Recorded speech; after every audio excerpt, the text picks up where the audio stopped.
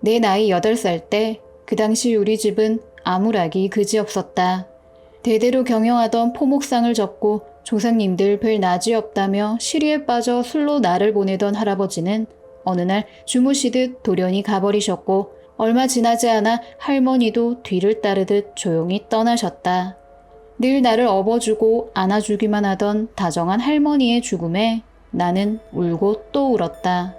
돌아가시기 전날 언제나처럼 나를 불러 무릎에 앉히고는 네가 이 집 장손이니 정신 차리고 아버지 어머니 잘 도와드리라며 머리를 쓰다듬어 주시던 그 말이 유언이 될 줄이야. 아버지는 슬퍼만 하고 있을 수도 없었다. 장사를 그만두었으니 나와 2살 위의 누나 그리고 동생을 가진 어머니를 어떻게 먹여 살릴지 막막했다. 더구나 집을 팔아 포목상을 정리할 때 들었던 빚을 갚고 나면 곧 5 식구가 될 가족들이 갈 곳을 찾아야 했다. 그런 아버지에게 돌아가신 할아버지의 오랜 친구분이 찾아오셨다. 여기서 멀리 떨어진 곳이긴 하지만 값도 아주 싸고 좋은 집이 하나 있다는 것이다. 썩은 동아줄이라도 부여잡고 싶었던 아버지는 두말 없이 그분을 따라 나섰다. 현재의 서울 모처에 있는 그곳은 그 당시 허허벌판이나 다름없었다. 그러나 집은 꽤 크고 깨끗했고 헐값이나 거저 없는 가격이었다. 아버지는 놓칠세라 재빨리 이 집을 구입했다. 며칠 뒤 할아버지 친구분은 이사 준비를 시작한 우리 집에서 술을 마시며 귀뜸을 해주셨다. 사실 그 집은 도깨비터에 지어진 도깨비집이라는 것이다. 도깨비집은 집주인이 잘하면 주인을 부자로 만들어주지만 주인이 제 분수를 모르고 헛되이 살면 주인의 가세를 기울게 해 주인을 내친다고 한다. 허나 아무리 선량하고 좋은 주인이라도 그 주인이 10년만 그 집에 머물 수 있고 10년이 지나면 새 주인이 들어오게끔 주인을 내쫓는다고 한다. 전 주인이 도깨비터라는 말을 듣고 그 땅을 사 거기에 집을 지었는데 돈을 좀 만지게 되자 도박판을 전전하고 기생을 데려와 축첩을 하자 4년이 채 안 되어 집이 망하고 종손이 급사하여 그 집을 팔고 떠났다고 한다. 주변 사람들은 전 주인이 쫓겨난 것이라고 한다는 것이다. 아버지는 그 말을 듣고 술김에 그저 웃기만 하셨단다. 노인의 부질없는 이야기로 흘려버리기엔 한편으로는 새 집에서 그것을 시험해보고 싶으셨다고 했다. 새 집에 오고 나서 어머니는 이상한 꿈을 꾸었다고 했다. 꿈속에서 얼굴을 알아볼 수 없는 키가 엄청나게 크고 덩치도 큰 사람이 다짜고짜 안채문을 열고 들어왔단다.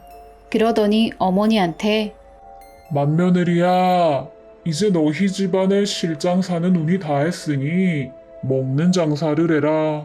사람이 헐벗어도 서럽지만 굶는 게 더 서럽지 않겠니? 하더니 갑자기 엿앉는 사람도 없는데 온 집안 문짝이란 문짝들이 쾅 하고 일제히 닫히더라는 것이다. 그 쾅 소리에 깬 어머니가 아버지에게 꿈 이야기를 했더니 아버지가 그러잖아도 밥 장사를 하려고 했었는데 잘 되려나 보다 하고 좋아하셨단다. 아직 밥 장사를 제대로 시작할 여력이 안 되어 어머니가 새벽마다 두부를 만들어 아버지가 내다 팔았는데 이상하게도 두부가 단 하루도 빠지지 않고 잘 만들어졌고 또 잘 팔려나갔다. 옛날에는 일일이 불을 떼어 요즘처럼 화력이 일정치 않아 자칫 끓이다 거품이라도 잘못 생기면 두부가 잘 만들어지지 않고 쉬어버리는 일이 잦았다.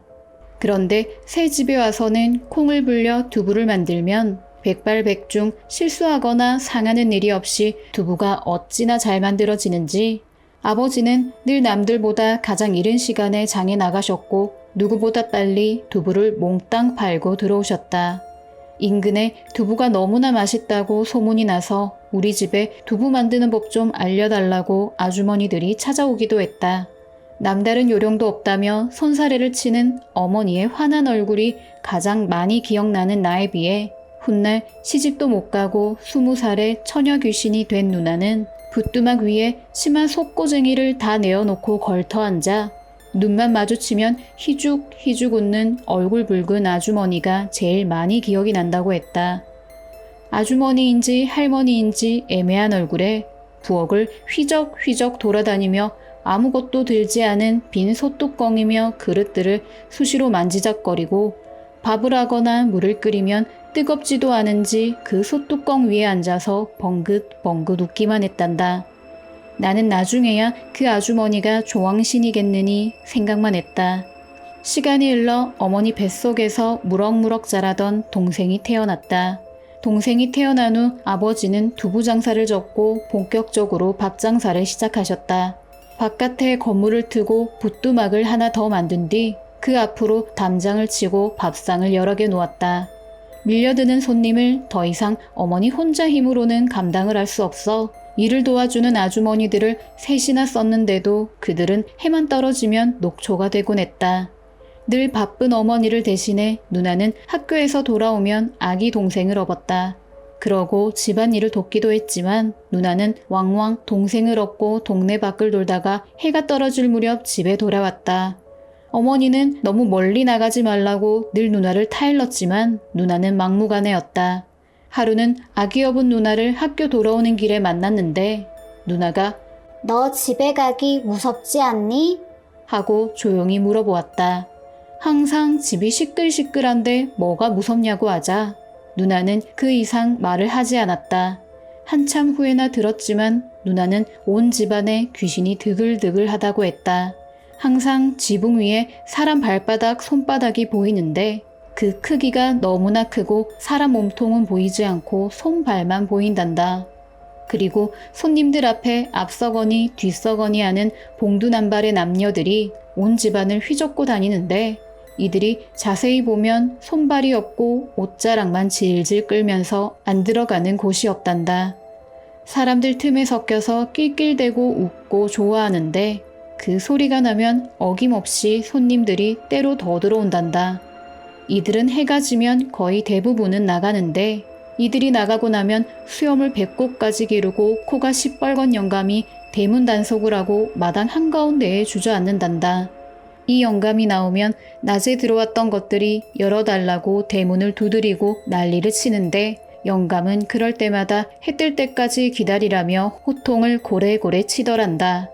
호통을 칠 때마다 집이 울리고 문 밖의 것들이 비명을 지르는데 다른 사람들은 아무것도 모르고 바람이 심하게 분다며 그냥 잠자리에 든다는 것이다. 나는 누나가 헛소리를 한다고 생각했었다. 누나는 원체 나보다 몸이 약해 밥을 먹다 체하기도 잘했고 열이 나서 드러눕기도 잘했다. 지금 생각하면 누나가 남들보다 그렇게 일찍 가려고 그랬던 건지 아니면 원래 그렇게 갈 운명이기에 도깨비 집의 요사스런 것들을 전부 볼 수 있었는지 모르겠지만 그 집을 일찌감치 떠났으면 누나가 시집도 가고 잘 살지 않았을까 하는 회한에 종종 잠기곤 한다. 시간이 흘러 나는 까까머리 고등학생이 되었다. 우리 집은 그 옛날 이사갈 곳을 찾지 못해 발을 동동 굴렀다는 말을 누구든 거짓말이라 할 만큼 부유해졌다. 어릴 적부터 잘 먹고 잘 자란 동생은 그 나이대의 나보다 힘도 세고 키도 크고 덩치도 컸으며 또래 아이들에 비해 가진 물건이 많아 늘 골목대장 노릇을 도맡아 했다. 그런 동생이 가끔 또래 아이들과 싸움을 하거나 때렸다고 다른 아이들 어머니가 집에 찾아오는 것과 하나뿐인 딸의 몸이 약한 것이 어머니의 걱정거리였다. 아버지는 내게 좋은 대학에 가도록 공부를 열심히 하라는 잔소리를 많이 하셨다. 고등학교를 가지 못했거나 고등학교를 졸업하면 일을 해야 하는 친구들이 더 많다는 걸 알면서도 아버지의 공부하라는 잔소리가 싫었었다. 그런데 내 나이 17이 되던 섣달 금음 어머니는 10여 년 만에 괴이한 꿈을 다시 꾸셨다. 이 집에 이사 왔을 때 꿈에 나온 그 괴물 같은 사람이 안채로 성큼성큼 들어와서 맏며느리야, 이제 보따리 싸거라. 1년이 남았어도 1년 안에 가야 한다. 멀리 가되 남산을 꼭 넘어가야만 한다. 그래야 거지들이 따라오질 못해. 라고 했단다. 처음엔 온 집안 문을 다 닫아 제끼더니 이젠 문을 다 열어 제껴놔서 깨셨단다. 어머니는 모골이 송연해지셨다. 이제 이 좋은 운이 다한 것이로구나. 이렇게 잔뜩 받았으니 말을 듣지 않으면 사정없이 빼앗기리라 하는 그런 불안감에 어머니는 아버지에게 집을 옮기자고 하셨다. 아버지는 1년이 남았지 않냐고 1년 안에 더 벌고 나가자고 하셨다. 사실 아버지는 다시 포목점을 열고 싶어 했다. 할아버지가 돌아가시기 전 내 대해서 끝을 낸 게 송구스러워 저승갈 낯이 없다며 우셨던 게 가슴에 박히셨던 걸까? 밥 장사를 그만두지 않아도 작게나마 포목점을 하고 싶다고 하셨다. 두 분은 이 문제로 싸우셨다. 하던 장사나 더 열심히 하자는 어머니와 이제 하던 장사는 손이 덜 가니 포목점을 같이 하면 더 잘 되지 않겠냐는 아버지. 무어라 할 수 없는 마음에 나는 책상 앞에 돌부처처럼 앉아 책만 보았다. 그런 다툼이 이어지며 지리하게 1년이 가고 나는 18이 되었다. 이 집에 온 지 정말 꼭 10년이 넘은 것이다. 아버지는 결국 고집대로 포목점을 냈다. 작게 낸다더니 생각보다 가게는 컸다. 장에서 제일 컸다는 옛날 그 가게를 재현하고 싶으셨을까? 어머니는 포목점에 발길도 하지 않고 원래 하던 장사에 몰두하셨다. 또 꿈을 꾸셨단다. 안채에 들어오지도 않고 귓가에 조곤조곤 속삭이더란다. 때를 놓쳤으니 알아서 해라. 이 집 덕볼 생각 말아라. 장독의장이며 곳간의 쌀들이 뱃속에 들어가기도 전에 쇠똥으로 변할 거다. 라는데 끝말미에 낄낄대는 음성이 어찌나 소름이 끼치는지 일어나서는 식은땀이 줄줄 흘렀다고 하셨다. 장사는 여전히 잘 됐지만 누나는 그때부터 자꾸 아프다면서 더 무서워했다. 전에는 해가 지면 수염이 긴 영감이 낮에 들어오던 것들을 못 들어오게 막아줬는데 그 영감이 어디로 갔는지 이젠 대문을 잠그지도 막지도 않는단다. 그것들이 동이 틀 무렵까지 어찌나 온 집안에서 시끄럽게 난리를 치는지 잠을 잘 수가 없단다. 그리고 그것들이 들어올 때 웬 꺼뭇꺼뭇한 것들이 섞여 들어와서는 석가래를 물어뜯고 갉아먹는데 그런 다음 날에는 꼭 누가 다치거나 와야 할 물건이 못 오거나 재수가 없다는 것이다. 어머니는 포목점이 장사도 잘 안 되는데 기껏 밥장사로 벌어놓은 돈이 그리로 자꾸 샌다며 짜증을 내셨다. 아버지와 어머니의 싸움이 일상적으로 변한 지 반년. 가을로 들어서던 초입에 누나는 감기에 걸려 눕더니 일어나질 못했다. 급성 폐렴이라고 했다. 죽기 전까지 의식을 못 차린 누나는 유언조차 남기지 못했다. 어머니는 꿈자리가 사납더니 이렇게 하나뿐인 딸을 데려갔다고 외할머니를 붙잡고 내내우셨다. 꿈에서 푸른 저고리에 머리를 다 풀어헤친 여자 둘이 방에 누운 누나의 발목을 한쪽씩 잡고 질질 끌고 대문 밖으로 나가면서 깔깔 웃었단다. 누나의 초상을 치르며 어머니는 딸 잡아먹고도 정신 못 차렸냐며 이사를 가자고 다시 아버지에게 말하셨다. 아버지는 누나의 초상과 집 이야기를 연관짓지 않으려 하셨다. 그러나 아버지는 더 이상 고집을 부릴 수 없게 되었는데 포목점을 도와주던 직원이 돈과 돈이 될 만한 물건을 모조리 가지고 도망가 버린 것이다.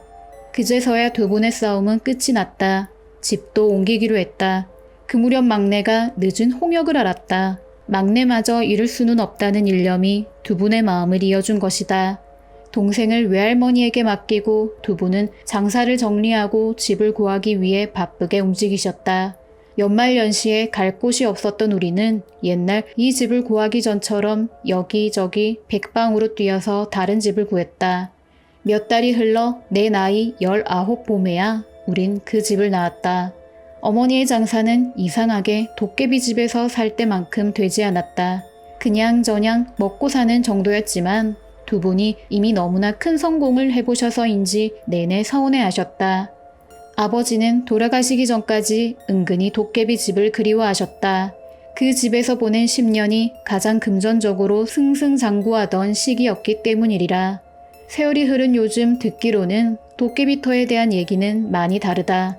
사람이 사는 가택이 아니라 장사만 해야 한다는 둥, 부적을 쓰고 굿을 해야 한다는 둥, 터만큼 기가 센 사람이 거주해야 한다는 둥 얘기가 많았다.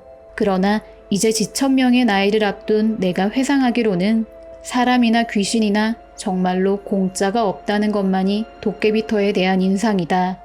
도깨비의 운은 10년을 퍼주고 나면 더 이상 받을 수 없고 그 집에 드나들던 수많은 귀신들은 불을 주는 대신 부모님의 마음을 얼크러뜨리고 누나의 목숨을 가져갔다. 사람은 그저 같은 사람들끼리 제 몫껏 사는 것이 최선이라는 나를 다른 사람들은 너무나 욕심이 없고 그릇이 작다고들 한다. 그러나 나는 누가 뭐래도 귀신 그릇의 밥은 먹고 싶지 않다.